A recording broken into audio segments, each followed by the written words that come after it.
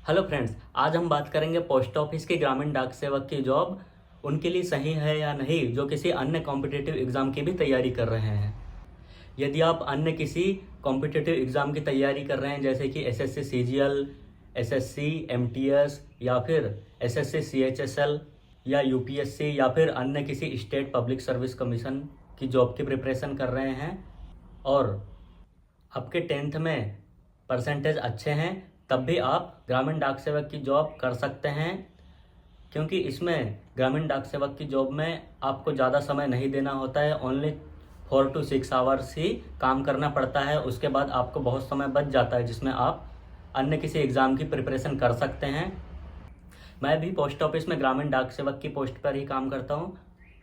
मैं sub divisional office जहाँ पर इंस्पेक्टर ऑफ पोस्ट सर होते हैं उस ऑफिस में वर्क करता हूँ।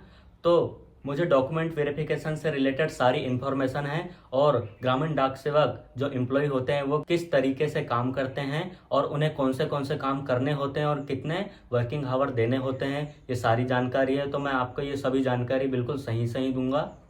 यदि आप ग्रामीण डाक सेवक की पोस्ट में आते हैं और दूसरे किसी अन्य एग्ज़ाम की तैयारी नहीं भी कर रहे हैं, तब भी आप पोस्ट ऑफिस में ही डिपार्टमेंटल पोस्ट निकलती हैं बहुत सारी, जैसे कि एमटीएस की पोस्ट हो गई या फिर पोस्टमैन की पोस्ट या फिर पोस्टल असिस्टेंट जो पीए होते हैं, सब अकाउंटेंट ऐसे, और इंस्पेक्टर ऑफ पोस्ट, सब पोस्ट मास्टर की पोस्ट पर भी आप प्रमोशन ले सकते हैं या फिर sub divisional inspector of post भी बन सकते हैं। या उससे आगे आप जैसे जैसे आपका प्रमोशन होते जाएगा या फिर आप एग्ज़ाम देते जाएंगे तो आप सुपरिटेंडेंट ऑफ पोस्ट भी बन सकते हैं, जिनमें वेतनमान भी बहुत अच्छा है और काम भी आप बहुत अच्छे से कर सकते हैं। आप यदि अभी ग्रामीण डाक सेवक की पद पर आ जाते हैं तो फिर आप 3 साल के एक्सपीरियंस के बाद में आप मल्टीटास्किंग स्टाफ जो एमटीएस की पोस्ट होती है उसकी एग्ज़ाम के लिए एलिजिबल हो जाते हैं। आप वो एग्ज़ाम क्वालिफाई करते ही आपको वो पोस्ट मिल जाएगी। उसके बाद में आप पोस्टमैन बन सकते हैं। जो पोस्टमैन एमटीएस से आगे की पोस्ट होती है उसमें आपको डिलीवरी वर्क करना होता है बस, और उसकी सैलरी 8th पे कमीशन के बाद 60,000 जैसी हो जाएगी और उन सर्विस में आपको बहुत सारी गवर्नमेंट की अन्य सुविधाएं भी मिलेगी।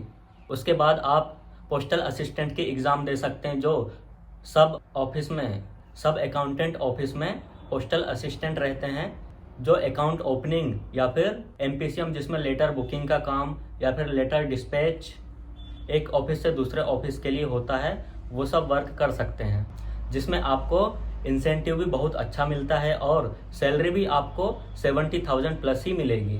5 अगस्त से 10 अगस्त के बीच में आपको ग्रामीण डाक सेवक जो हर साल जुलाई में भी निकलती है उसका नोटिफिकेशन 5 अगस्त से 10 अगस्त के बीच में आपको देखने को मिल जाएगा। आप सभी लोग रेडी हो जाइए और फॉर्म 5 अगस्त से 10 अगस्त के बीच में भरे जाएंगे, आपको नोटिफिकेशन देखने को मिल जाएगा। आप सभी लोग तैयार हो जाइए और फॉर्म पक्का डालिए, क्योंकि आप इस जॉब में आते ही आपको बहुत सारा टाइम मिल जाएगा ताकि आप नेक्स्ट किसी अन्य गवर्नमेंट जॉब की तैयारी भी कर सकते हैं। क्योंकि 4 से 6 घंटे ही आपको काम करना है, उससे ज़्यादा आप काम नहीं करना पड़ेगा, उतने में ही आपका सारा ऑफिस का काम कंप्लीट हो जाएगा।